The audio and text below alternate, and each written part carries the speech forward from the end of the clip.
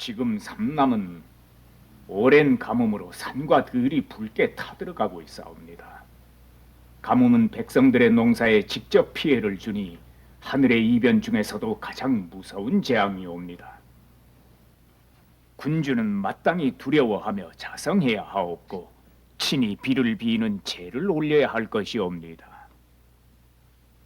전하, 천재지변이 비단 군주만의 책임이겠습니까? 전하, 일찍이 중국의 순자는 천재지변은 단순한 천운이며 제사 같은 의식은 백성들을 안심시키기 위한 방편에 불과하다 했사옵니다. 통촉하옵소서.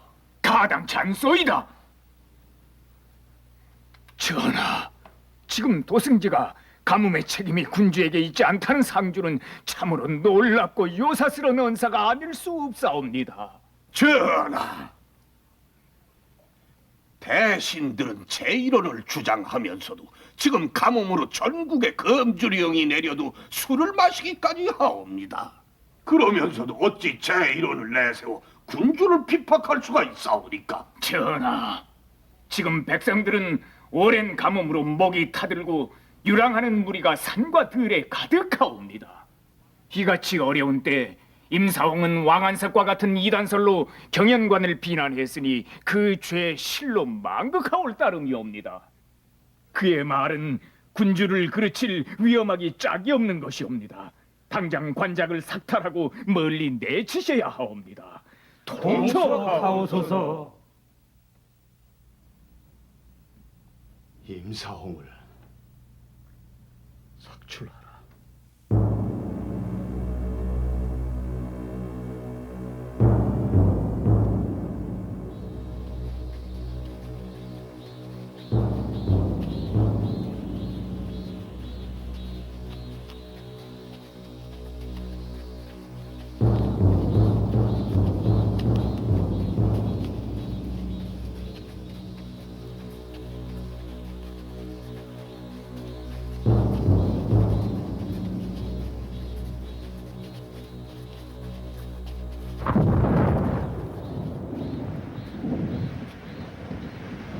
햇살이 내려 쬐고 비가 내리고 바람이 부는 건 단지 자연 현상일 뿐이야.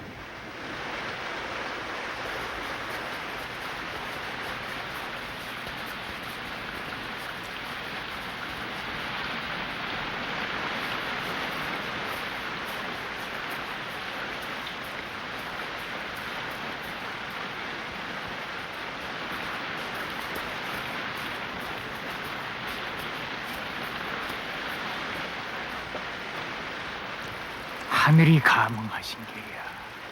하늘.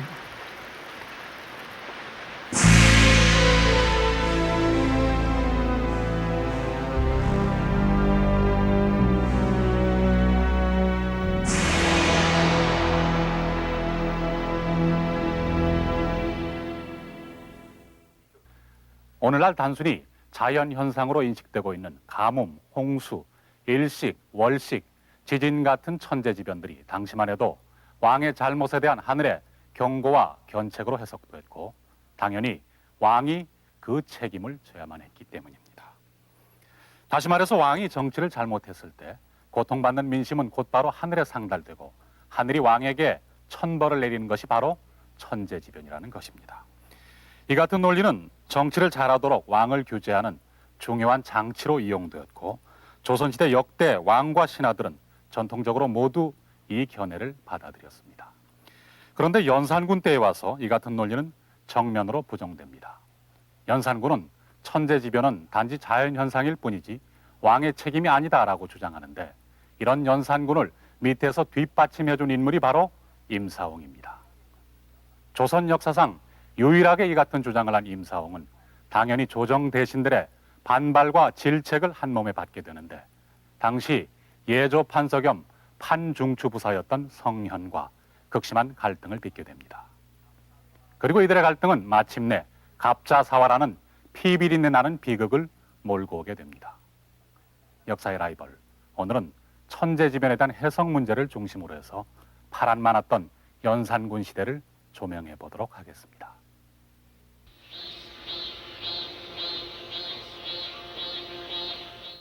오늘은 강목 동한기 내용에 대해서 들으시겠습니다. 요즘 봄 가뭄이 심하다니 사실인가? 그러하옵니다. 삼남 지방이 더욱 심한 듯하옵니다. 그래서 오늘의 진강도 가뭄에 관한 내용이옵니다. 오랜 가뭄으로 그해 농사가 폐농에 이르자 순자가 신하들에게 재해의 원인이 무엇이냐고 물었습니다. 이에 주거가 아뢰옵기를 폐하께서 문제와 광무제의 법을 폐하고 망한 진나라의 사치스러움을 따랐기 때문입니다 라고 말을 했습니다. 순자가 자신의 부덕함을 깨닫고 덕양전 바깥에 나와 앉아서 비를 빌었는데 주거가 다시 말을 하기를 일찍이 하늘의 뜻을 모르고 비를 빈다 하여 무익한 일이다 하였습니다. 순재가 동네에서 땅바닥에 앉은 채 비를 빌었는데 주거가 소용이 없다고 했다. 옛 제왕 중에는 지성으로 비를 빌어 얻은 자도 있다지만은 주거의 말이 옳지 아니한가? 주거의 말 뜻은 정성으로 하늘에 응답을 해야지 형식으로 해서는 안 된다는 말이옵니다. 그러하옵니다. 거짓으로 글을 꾸미고 실제로 덕을 쌓지 않으므로 무익하다고 했사옵니다. 마땅히 은나라 탕왕이 한 것 같이 하여야 할 것이옵니다. 은나라에 7년 동안 가뭄이 계속되자 탕왕은 뽕나무 밭에 나아가 비를 빌었습니다. 탕왕은 자책하기를 정사가 한결같지 아니한가, 백성이 생업을 잃었는가, 궁실이 화려한가, 부녀들의 아련이 성행하는가, 뇌물이 행해지는가, 아첨꾼이 날뛰는가, 이렇게 6가지를 자책하며 정성껏 기도를 드렸더니 오랜 가뭄 끝에 비가 내렸사옵니다. 비가 내리고 아니 내리고는 하늘의 변화이지 어찌 군주의 탓인가?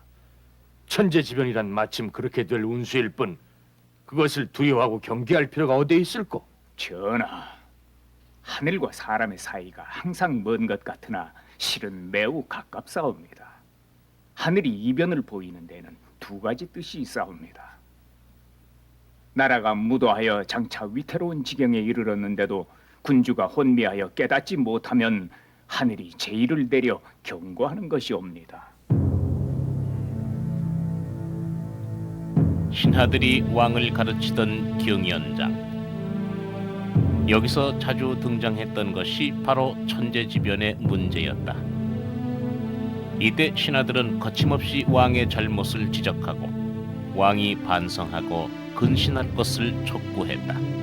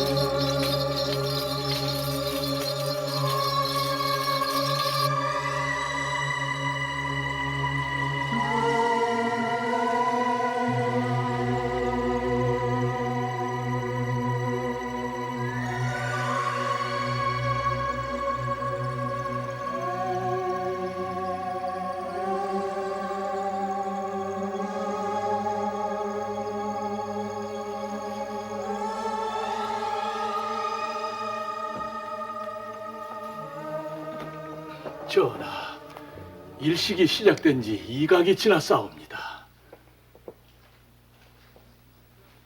이제 1각이 지나기 전에 해가 본래 모습을 찾을 것이옵니다. 과히 심려치 마옵소서.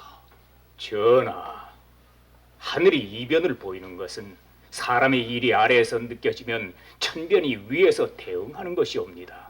군주는 마땅히 두려워하고 몸을 바르게 가져 반성해야 하옵니다. 천변이 생기는 것은 실로 나 때문임을 자인해야 하며 이를 우연한 일로 여기고 소홀히 해서는 아니 되옵니다. 일식과 월식은 다만 하늘에서 일어나는 주기적인 것일 뿐 사람의 일이 영향을 미친다는 것은 아무래도 믿기 어렵소이다. 아니옵니다, 전하. 일식과 월식은 비록 정하여진 자연의 법칙이지만 군주가 진실로 수양하고 반성하면 일식할 때 일식을 하지 않사옵니다. 중추원사께서 아주 잘 말씀하셨소. 옛 유학자들이 이르기를 군주가 신하에게 압도되면 일식이 생긴다 했소. 그렇다면 오늘의 일식은 어찌 설명할 터이요? 성현 세조 12년 발령시로 출사한 이래 중국 사신으로 여러 차례 뽑히기도 했고 성종 때는 대사한으로 제수되는 등 조정에서 신망받는 인물이었다. 그러나 연산군 주기 초 성종의 장례 절차 문제로 충돌한 이래 연산관은 사사관관 어긋나고 있었다. 천재지변이 생기면 군주는 수양하고 반성해야 하옵니다. 왕의 잘못에 대한 하늘의 경고요 견책이옵니다. 아니옵니다. 천재지변은 자연의 운수일 뿐이 더군다나 군주의 잘못으로 돌리는 것은 부당하옵니다. 자원아, 예, 마마. 아니다. 임사홍을 아느냐? 임사홍 이오니까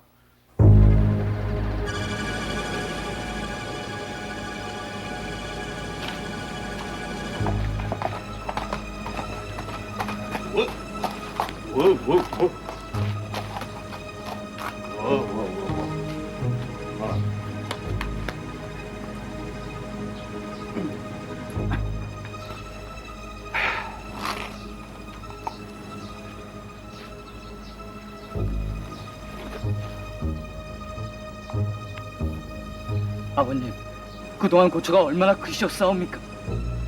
아버님, 보자 문안드립니다. 성현과 같은 해 급제한 임사홍.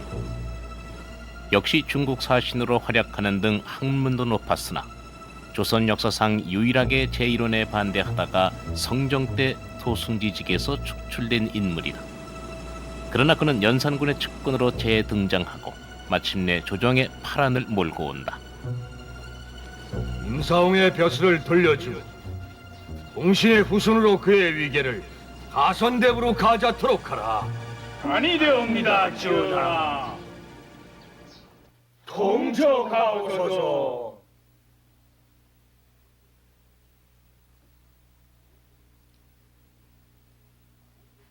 예전의 말씀에 소인을 쓰지 마라. 반드시 나라를 어지럽힌다고 하였사옵니다. 사홍 승조의 무리는 온 나라 사람들이 소인으로 지목하고 있사옵니다. 전하께서는 어찌하여 사사로운 마음으로 정사를 돌보시옵니까? 원컨대 사홍의 가자를 빼앗고 성상을 속이는 신하들을 신문하소서.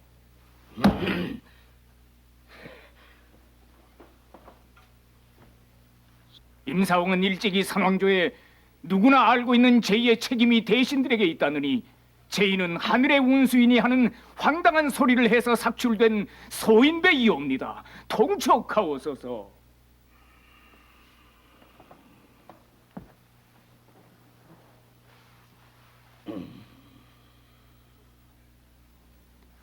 조정 대신들이 신을 소인배라 지칭하는 것은 옳은 판단이 아니옵니다. 천재지변이란 하늘의 운수일 뿐 조정 대신들이 주장하는 것처럼 하늘의 경고나 견책은 아니오며 그것이 또한 군주의 책임임은 더더욱 아니옵니다. 통촉하옵소서. 전하, 전하, 제1한 인간 사회의 조화가 깨어졌기 때문에 생기는 것이옵니다. 그렇다면 천명을 받아 백성을 다스리는 군주에게 그 책임이 있음은 당연한 이치이옵니다.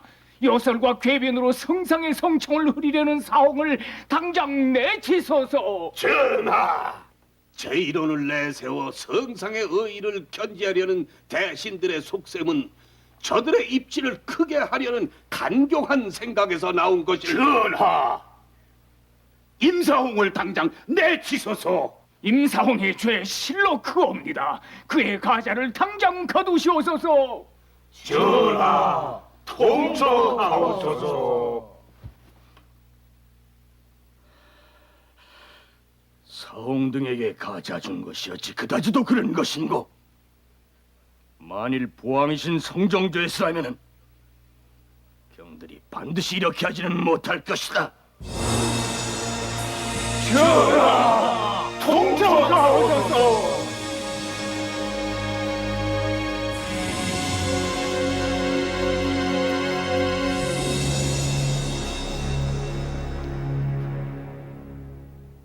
연산군은 임사홍을 등용함으로써 조정 대신들과 극심한 갈등을 빚게 됩니다.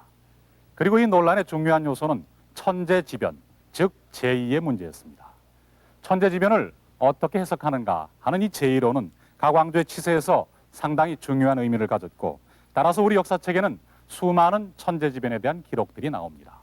일식, 월식, 지진, 가뭄, 홍수는 물론이고 혜성이 나타나거나 해가 한꺼번에 2개가 떴다라는 기록이 있는가 하면은 암탉이 수탉으로 변했다라는 기록도 있습니다. 이런 기록들이 삼국사기에는 약 1000여 군데, 고려사에는 약 6500군데, 그리고 조선왕조실록에는 1530년, 중종 25년까지만 살펴보아도 약 8000여 군데가 있습니다. 그렇다면 이렇게 천재지변을 중요하게 생각해서 기록하고 경계했던 이유가 과연 무엇 때문일까요? 단지 당시는 자연현상에 대한 이해가 부족했기 때문이다라고 생각할 수도 있겠지만 사실은 그렇지 않습니다. 조선시대 초기만 해도 이미 천문기상에 대한 연구와 이해는 상당히 높은 수준에 도달해 있었습니다. 조선은 건국 초부터 새 왕조가 하늘의 뜻에 의해 세워졌음을 강조하기 위해 천체 관측과 천문 연구에 주력한다. 영의정이 관장하는 천문 기상청인 관상감은 궁궐 내 2곳에 관천대를 설치하고 매일 밤낮으로 천체 관측을 실시했다. 태조 4년에 나온 천상열차 분야지도라는 천문도에는 육안으로 볼 수 있는 거의 모든 별이 망라된 1463개의 별이 새겨져 있다. 당시 관상감 관리들이 보던 보천가라는 책에는 별자리만도 283좌에 1463개의 별이 그려져 있는데 견우, 직녀, 북극성, 북두칠성 같은 동양 전래의 별자리 이름들을 모두 볼 수 있다. 이 모든 별자리들은 시로 엮어져 있어서 일반인들도 쉽게 익힐 수 있었는데 중원 북극 잠미궁, 북극 오성 제기중과 같이 칠원시로 돼 있다.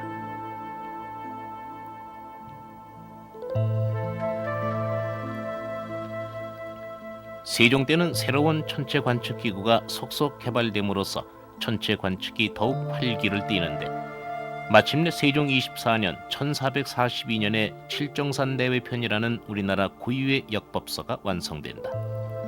이 달력은 서울의 위도를 기준으로 천체 운행을 관측하고 정리한 것으로 1년의 길이, 한 달의 길이 등 대부분의 수치들이 유효 숫자 6자리까지 현재의 값과 일치하고 있다. 해시계인 앙부일구도 서울의 위도를 기준으로 시간을 측정했기 때문에 우리나라에 맞는 정확한 시간을 잴 수 있었고 그림자의 길이에 따라 동지에서 하지에 이르는 24절기도 알 수 있어서 매우 과학적이다. 이토록 발달된 천문과학은 일식, 월식의 정확한 예보도 가능케 해서 왕조의 권위를 세우는 데 크게 이바지했다. 그러면 자연과학이 이렇게 발달했는데도 천재지변이 끊임없이 논란이 되는 것은 무슨 까닭인가? 사실 제2는 자연과학의 문제가 아니고 오히려 정치 철학의 문제였다. 조선시대의 왕도 정치론에서 군주는 천명을 받은 존재로 인간 사회뿐 아니라 천지의 조화에도 책임을 져야 했다. 이 조화가 깨질 때 하늘이 진노하는 것이 바로 제의라는 것이다. 왜냐하면 천지와 인간은 서로 감응하고 있고 민심은 곧 천심이기 때문이다. 그런데 실록의 기록을 분석해 볼 때 흥미로운 사실은 세종이나 성종처럼 정치를 잘한 성군일수록 재변의 기록이 많이 나타난다.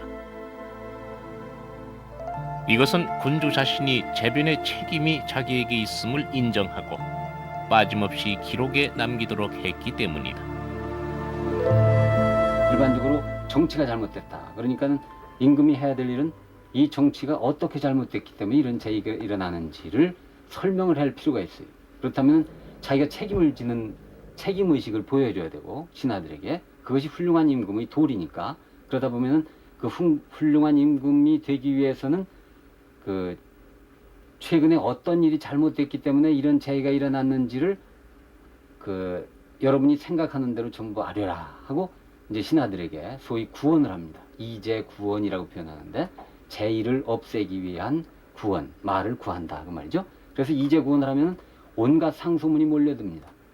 그래서 그 상소문 가운데는 아주 심한 임금에 대한 아주 노골적인 비난이 구체적으로 나오기도 합니다. 예를 들면 임금이 최근에 맞아들인 후궁에게 너무 깊이 빠져서 정사를 돌보지 않으니까 이런 일이 일어난다. 이런 식입니다. 이런 일이 끊임없이 반복되니까 임금으로서는 굉장히 괴롭죠. 그런 일체의 행동을 뭐라고 표현하냐면 공구수성 그래요. 그러니까 두려워하고 스스로를 도덕적으로 완성하려는 노력을 임금이 해야만 된다 그거죠. 그런 일을 하지 않을 때 이 자연의 괴리 현상이 그러니까 어긋남이 일어나서 제의가 자꾸 일어나는 것이다. 이렇게 설명을 하고 있기 때문에 그래서 제의는 결과적으로는 어떤 역할을 하냐면 임금의 권한의 그 뭐랄까 권한을 그 발휘하는 것을 임금이 마음대로 행동하는 것을 상당히 억압하는 그런 그 요소가 되죠. 그래서 왕권을 제약하는 최대 요소가 바로 제의다 이렇게 볼 수가 있어요. 그러니까 신하들로서는 당연히 이 제의를 혹시 부분적으로는 그게 꼭 임금 잘못이냐 하고 생각하더라도 신하들 전체 입장에서는 그것을 임금 잘못이라고 일단 또 넘겨야 임금에 대해서 자기 하고 싶은 얘기를 마음대로 할 수 있기 때문에 이것이 그 상당히 편리한 밑에의 의사가 위로 전달되는 이런 그 채널이 됩니다. 길이 됩니다. 그렇기 때문에 나는 이 제의설은 특히 조선왕조 시대는 그 언로를 트는 가장 중요한 그런 그 길이었다. 그래서 이것은 한국 언론사의 가장 중요한 대목이 아니냐 이렇게도 생각할 수 있다고 생각합니다. 석 달째 비 한 방울 내리지 않아 백성들은 아우성인데 검상께서는 허구한 날 주지육림에 묻혀 연회를 즐기시니 이러고서야 어찌 나라가 온전하기를 바라겠소. 그것뿐입니까? 재정 낭비가 심하니 백성 수탈은 더욱 심해지고 그것마저 부족해서 신료들의 재산마저 온갖 구실을 다해 빼앗고 있으니 이 가뭄도 결국 주상의 잘못 때문이라는 것을 일깨워 줘야겠는데 이제는 경원관들의 제의론을 무시하시는 것만이 아니라 제의론을 하려는 대신들마저 책망을 하시니 그것이 걱정이 되옵니다. 제의론을 반대하는 임사홍을 중용하신 까닭인즉 제의론을 주장하는 신료들의 입을 막자는 게 아니고 무엇이겠습니까? 그렇다면 이대로 가만히 있을 수는 더더욱 없는 노릇 아니겠소? 가만히 있다니요. 대감들이 나서서 상소를 올려야지요. 주상의 어이가 저러시니 자칫 화를 입을까 걱정이 되오이다. 더 큰 재앙이 닥치기 전에 종묘사직과 주상을 위해 일어서야 합니다. 백성들을 저대로 굶어 죽게 할 수는 없는 것 아니오. 주상의 생각을 바꿔야만 합니다.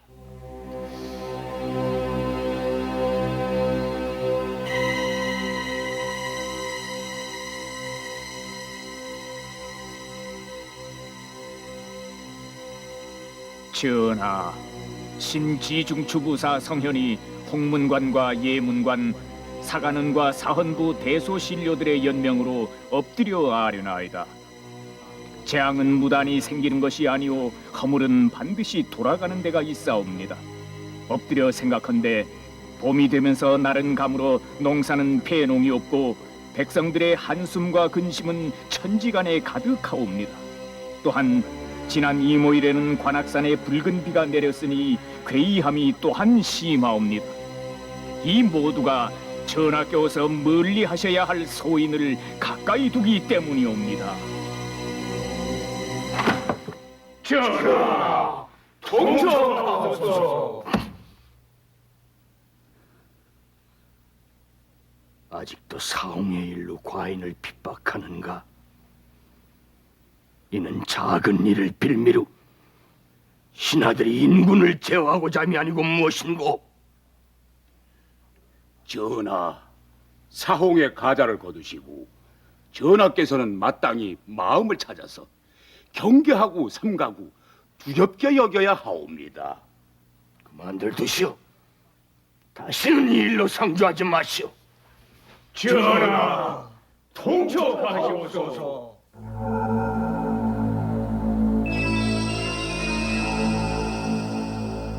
가뭄은 막대한 농업상의 손실 때문에 어느 재변보다도 심각하게 받아들여졌고 비를 구하는 온갖 방법이 동원되는데 주로 음양에 관계된 것이 많았다. 가뭄이 계속되면 남문인 숭례문을 닫는데 이는 남쪽의 양기를 차단하기 위함이었다.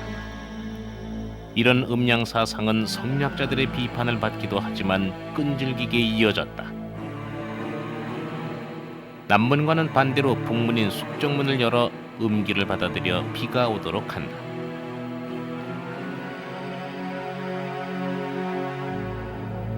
시간을 날리는 것도 북 대신 보신각의 종으로 했다. 이는 쇠는 가죽은 양에 속하기 때문이다.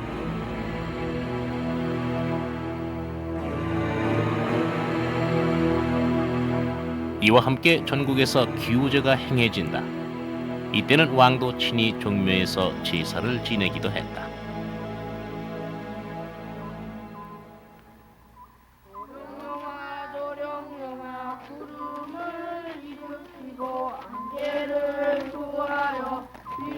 기우 방법 중에 자주 행해졌던 도룡뇽 기우는 푸른 옷을 입은 소년들이 노래해서 동자기우라고도 불리웠다. 구름을 일으키어 안개를 도하여 비를 오게 하여라. 그리하면 너를 놓아 돌아가게 하리라. 도룡뇽아 도룡뇽아 구름을 일으키고 안개를. 임사홍의 등용 문제로 시작된 연산군과 신하들의 공방은 가뭄 속에서도 불을 뿜고 있었다. 전하께서는 마땅히 하늘의 꾸지람에 답해야 할 때입니다. 하늘이 전하에게 임하는 것이 바로 전하께서 신하에게 임하는 것과 같아서 전하께서 여러 신하를 경계하는 데에는 형벌이 있고 하늘이 전하를 경계하는 데에는 재변이 있으니 그 일은 다르나 이치는 같사옵니다.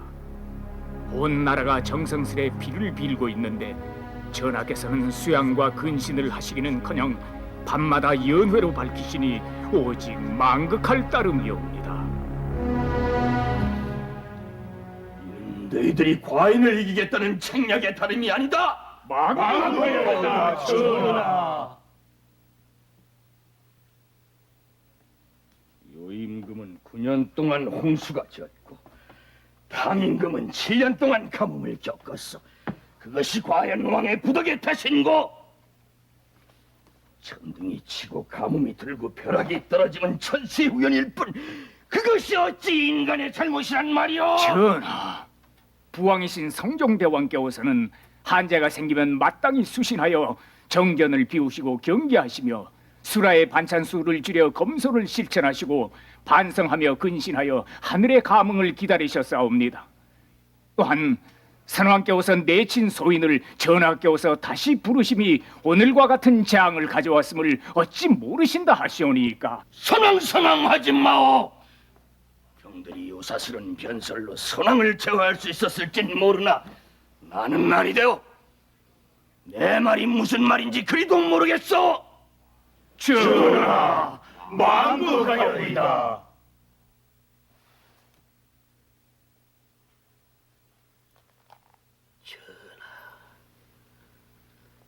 가뭄 구름 같은 재변을 빌미로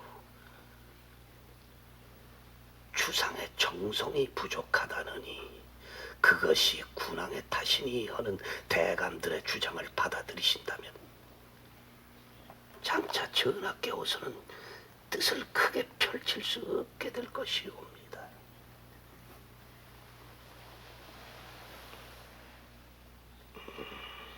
대감이란 위인들이 저희들이 잡은 권세를 지탱하려고 온갖 술책을 쓰고 있음이옵니다. 두고 보아, 내 저들의 핍박에 굴복치 않을 것이야.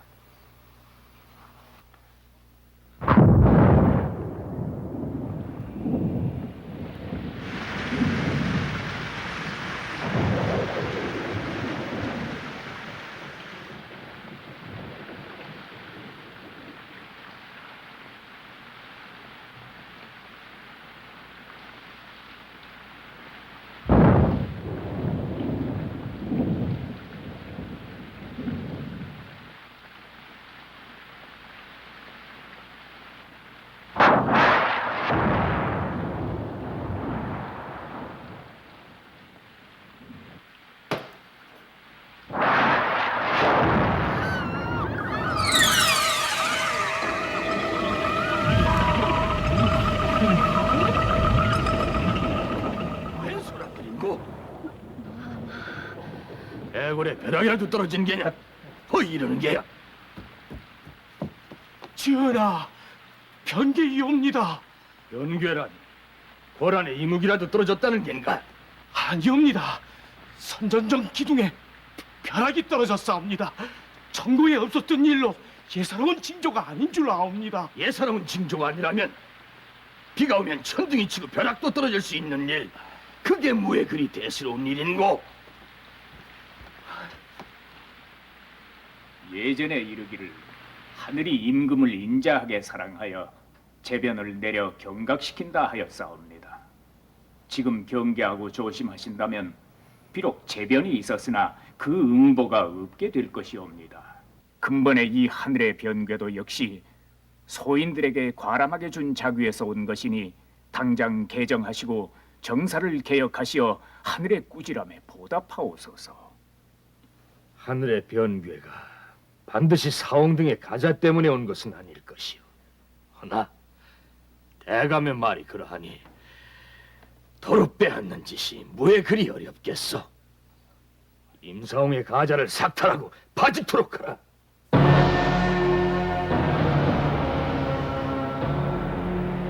연산군 3년 6월에 벼락이 떨어졌던 선정전은 바로 이곳 인정전 왼쪽에 자리 잡고 있습니다. 보시는 것처럼 대궐의 전각들 중에는 유일하게 푸른 지붕을 얹어놓고 있습니다. 조선왕조 500년 동안 수많은 재변이 있었습니다마는 임금이 집무하는 정전 기둥에 벼락이 떨어진 것은 그 이전에도 없었고 그 이후에도 없었던 유일무이한 사건이었습니다. 이 사건으로 해서 제1원의 의문을 제기하면서 임사홍을 고집했던 연산도 일단은 신하들의 주장을 수용할 수밖에 없게 됩니다. 이것은 이 사건이 연산군대의 왕권과 신권, 즉 군신 간의 권력 관계에 중요한 변수로 작용했다는 것을 의미합니다. 세조는 전제군주로서 절대적인 왕권을 행사한 반면에 성종조에 이르면은 세조의 정치에 대해서 비판적인 세력들이 주도권을 장악하고 왕을 견제함으로써 왕과 신하의 관계는 그 균형을 유지하게 됩니다.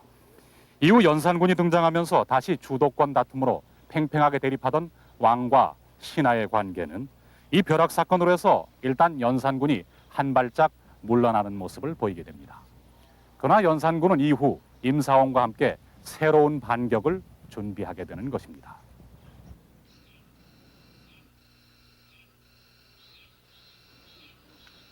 대감, 얼마 만의 만남입니까? 오랜 세월 지난 일이니 다 잊으시고 심기를 펴시지요. 내게 하실 말씀이란 게 뭔 게요?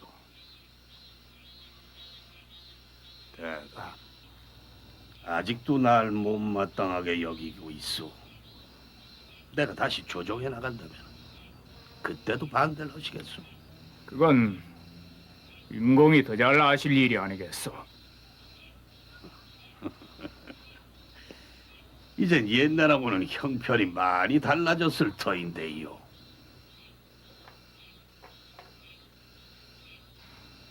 자신의 허물을 모르신단 소리요. 대감, 금상의 생모께서 어떻게 돌아가셨는지는 대감께서도 잘 알고 계시지요. 오늘 만남은 없었던 것으로 하십시오. 정이 이러실 터이요. 내가 임공의 청을 받아들인 게 불찰인 듯십소.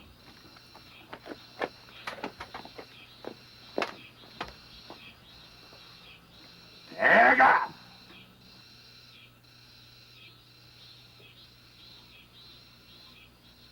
훗날 오늘의 일을 잊었다고는 하지 마시오. 머지않아 반드시 후회할 날이 올 것이오.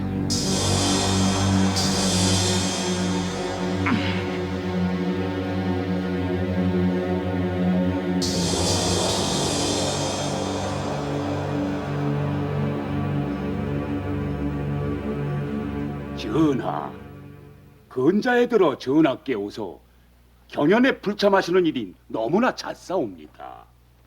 이후부터 과인은 경연에 안이 나갈 것이니 그리더라오. 전하, 어인 정겨시오니까 경연은 개조 이래로 어느 선왕께서도 패하신 적이 없는 일이옵니다.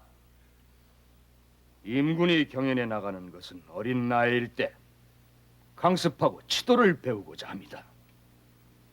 춘추가 많고 학문이 고명하다면 매일 경연에 나가더라도 더 배울 것이 없질 않소. 아니옵니다, 전하. 성종대행 대왕께서는 보령 높으신 연후에도 날마다 아침과 낮과 저녁 하루 3차례의 경연을 단 하루도 소홀하신 적이 없었사옵니다. 경연이란 비단 고전이나 고사를 또 그 말씀이요. 지난번에 그랬지 않소. 군주가 덕행을 닦아 정치를 잘하면 일식월식을 할 때 하지 않는다고.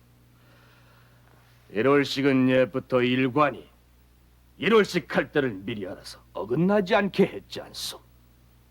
세종 할아버지 때는 일식하는 시각이 반강만 늦어도 문책을 했소. 일식월식을 하고 하지 않는 것이 군주에게 달렸다는 그런 소리나 들으려고 경연에 나오라는 게요. 전하, 1월이 빛을 잃는 것은 재변 중에도 큰 재변이옵니다. 옛말에 이르기를 일식은 덕행을 닦아야 하고 월식은 형벌을 잘 처리해야 한다고 하였으니 군주는 마땅히 덕행을 닦고 정치를 행한다면 일식과 월식을 해야 할 때 하지 않는다는 것이 선현들의 변경할 수 없는 정론이옵니다. 그만둬! 전하, 임사홍 대감 입시옵니다.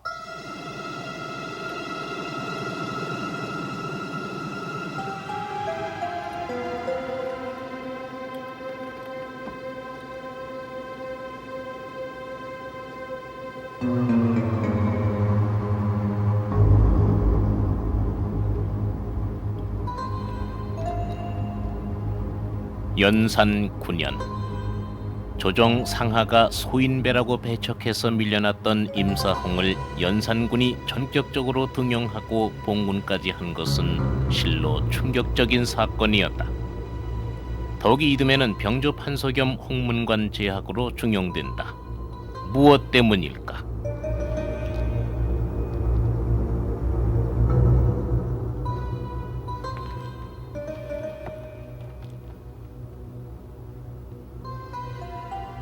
전하,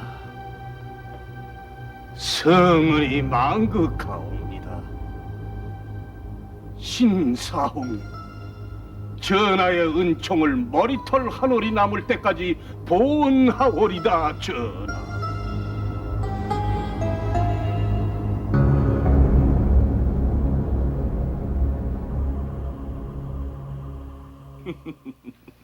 그 경도 보았소. 늙은 것들이 놀라서 어쩔 줄 몰라 하는 나색들 말이요. 소신이 그 정경을 어찌 놓치겠사오니까. 시비하기 좋아하는 늙은 것들이 오늘 경의 모습을 보고 나서는 망령되의 일식과 월식이 큰 재변이라 떠들어대지는 못할게요. 전하, 일식이나 월식은 다만 하늘에서 일어나는 주기적인 것일 뿐, 임금의 부덕이 천재지변에 미친다는 것은 터무니없는 소리옵니다. 심려치 마우소서. 일월식은 관상감에서 미리 알아서 책자에 그 시기를 적어 놓았는데, 그런 상황임에도 왕의 부덕의 소치라고 하질 않는고. 심지어 백악산의 운석과 창경궁의 화제마저도 큰 재변이라 떠들어대다니.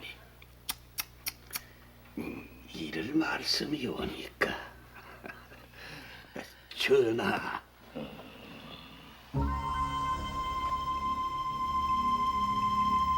사실 연산과 임사홍의 생각은 당시로서는 터무니없는 말은 아니었다.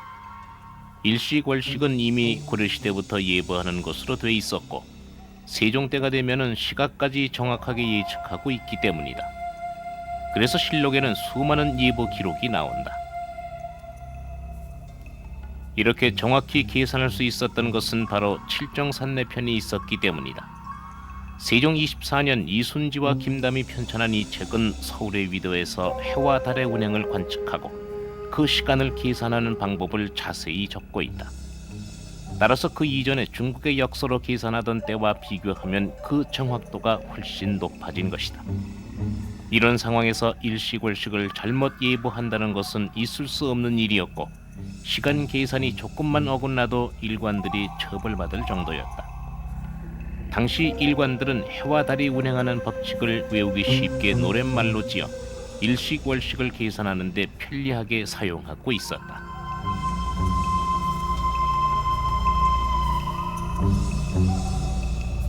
연산군 자신이 1월식이 이게 이미 다 예보되는 건데, 계산해서 다 맞추는 건데 어떻게 임금이 잘하면 안 일어나고 잘못하면 일어나느냐, 말이 안 된다 하는 얘기를 한 거죠. 그러나 연산군 때만 그 얘기가 나왔지, 그 후의 임금들은 여전히 일식월식은 임금이 잘하면 안 일어나는 거다 하고 얘기를 합니다. 그것은 왜 그러냐면 1200년에 죽은 그 중국의 소위 주자학이를, 그 야보 주자학이라는 말을 만들어 놓은 사람이 주자인데, 주자가 한 말이 있어요. 주자가 한 말은 조선 왕조 시대는 하느님 말씀처럼 점령해졌다고 과장할 수도 있는데, 주자가 뭐라고 했냐면 그 나라 임금에게, 중국 임금에게 올린 상소문에 뭐라고 얘기했냐면, 일식월식은 전부 계산해서 맞출 수 있는 것이지만은 임금이 정치를 잘하면 일어나려던 일식이 안 일어날 수 있다고 얘기하고 있습니다. 바로 주자의 그런 태도가 아마 조선시대의 유학자들에게는 거부하기 어려운 그런 문제였을 것이고, 전하, 신하들이 인군을 능멸하는 것을 그냥 둬서는 아니 될 것이옵니다.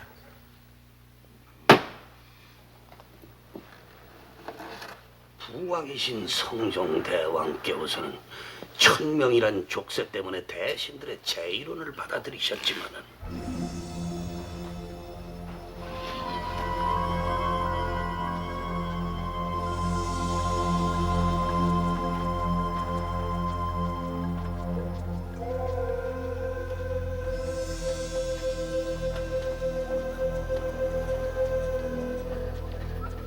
군주는 1000명을 받았다는데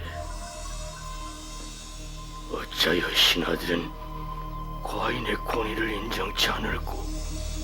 전하,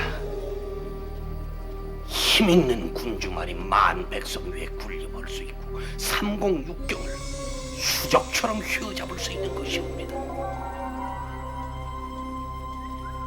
난 결코 선왕처럼 되진 않을 것이야. 전하,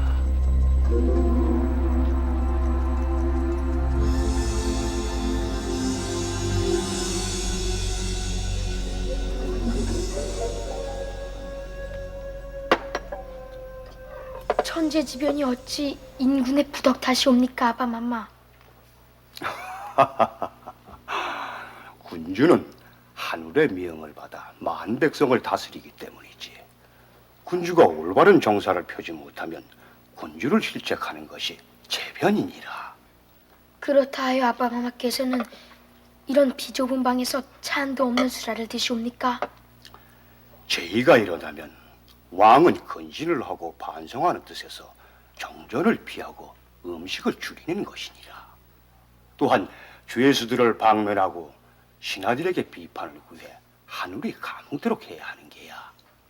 이때는 신하들이 아무리 심한 말을 하더라도 이를 용납해야 하는 법이니라. 소자 같으면 그리하지 않을 것이옵니다.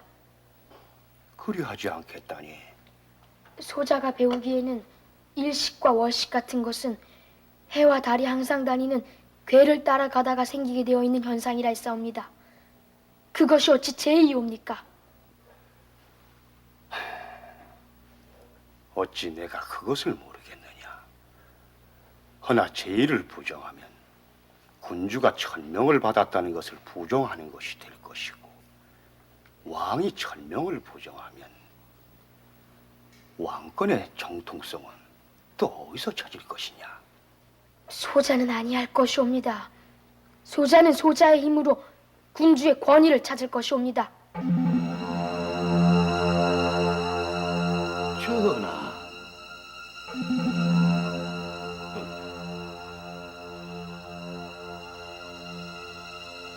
주정 대신이란 늙은 것들이 제의라는 궤변으로 왕을 능멸하고 압도하려 하고 있음을 내 간과치 않을 것이라. 전하, 그러하오시면 그들의 입을 아예 막아버리시면 어떠하올지요. 소신에게 대소신료들의 발언을 일거에 제압할 계책이 있사옵니다. 무언고 그 계책이? 전하, 지난 기해년 억울하게 폐출되신 자전마마의 일을 상기하소서.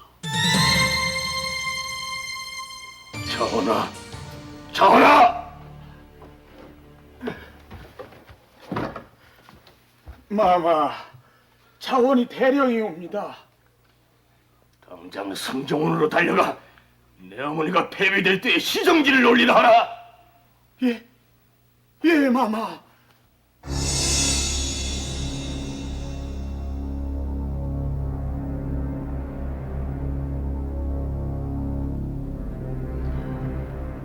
더 이상 기다려도 소용이 없을 듯하군요. 전하께서는 아무래도 경연을 아예 피하시려나 봅니다. 경연에 나오시지 않으시면 이제 정승이나 대관들의 얼굴조차 마주하지 않으시려는 겁니다.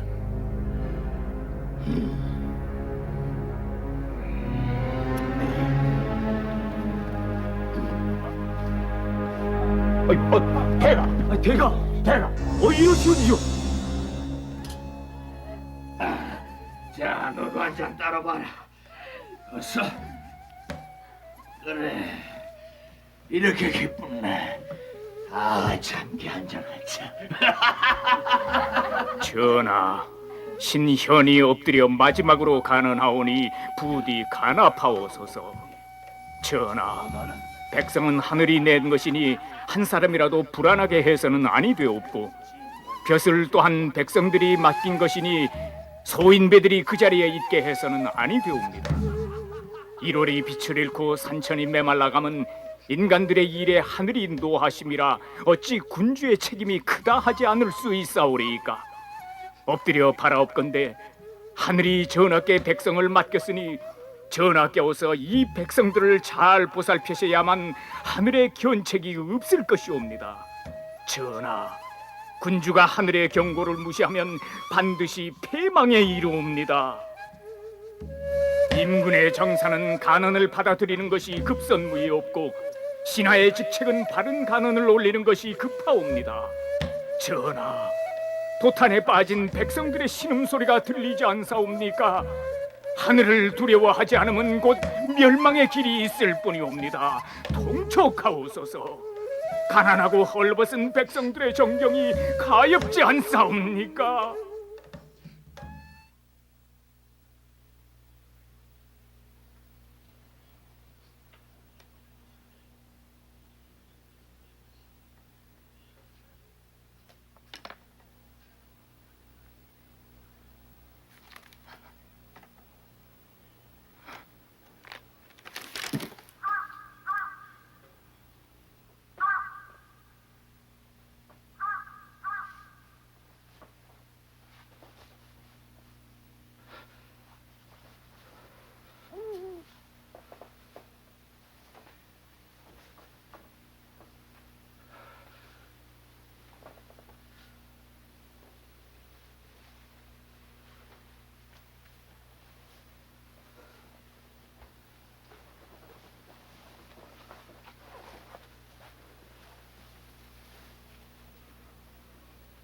마마, 병판대감입시옵니다.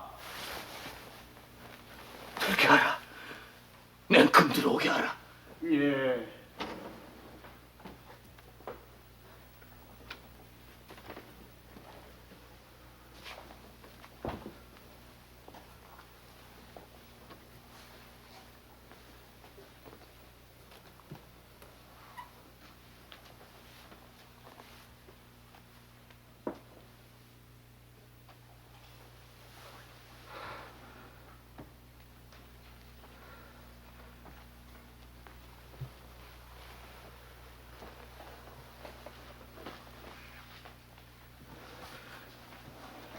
이게 무엇인고? 전하, 이 속에는 폐빈 마마께서 돌아가실 때 흘리신 피눈물이 묻은 수건과 사약을 받고 피를 흘리실 때 그 피를 닦은 한삼이 들어있사오니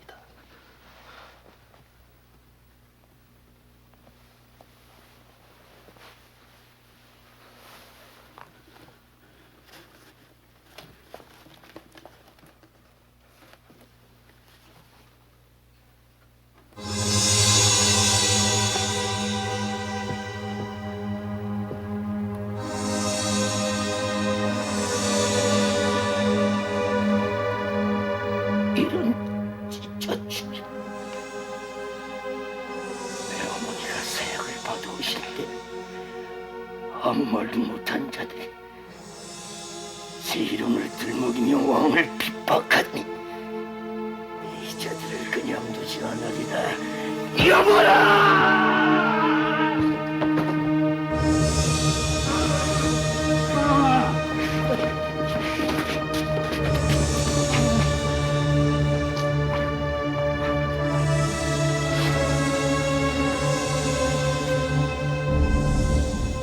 내 어머니를 모함하여 죽여 왕을 능멸하려는 자들을 모조리 잡아 엎쳐라! 갑자사화. 그것은 조선 초 군주 정치를 떠받치던 세 기둥, 경연과 언론, 그리고 사관 이 모두가 무너져 내린 피바람이었다. 앞선 무오사화에서 역사와 언론을 부정하고 살인파를 제거했던 연산군은 마침내 경연과 제1원마저 부정하면서 훈고 대신들까지 몰아냈으니 그 후 조정에는 바른 말하는 신하를 찾아볼 수 없게 되고 말았던 것이다.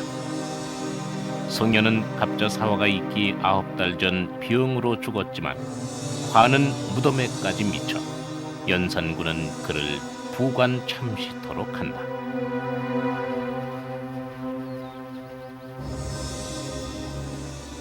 갑자사화는 일반적으로 연산군이 어머니인 패비 윤씨의 일 때문에 일으킨 것으로 알려져 있습니다.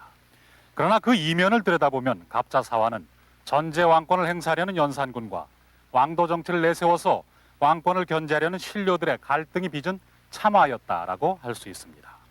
그 왕도 정치론의 하나가 바로 제1원이었고 그 제1원을 둘러싼 갈등의 한가운데에 성현과 임사홍이 있었습니다.